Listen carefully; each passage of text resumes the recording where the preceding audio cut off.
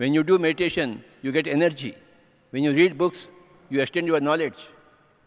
And when you listen to other masters, you become humble, because other masters are always greater than you. You lose your ego. When you come here to attend to this global conference, global festival, when you see so many great masters speak here, we are sitting there and we are getting humble. What great knowledge they have. How much research they have done. They have written volumes of books on consciousness. So we become very humble. This is called as Sajjana Sangatya, meeting with great people. Then you are humble. If you don't meet with great people, you are egoistic. You become arrogant. I am the greatest. No way.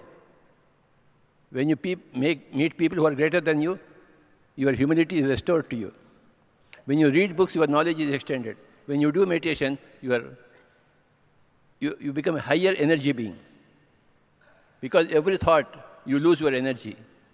95% of our thoughts are stupid and useless. And we dissipate our energy.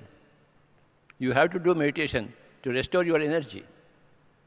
So you can be more dynamic. If you're a dancer, you can better dance. If you are a musician, you can sing better. If you are a social worker, you can work better. And high energy means high health.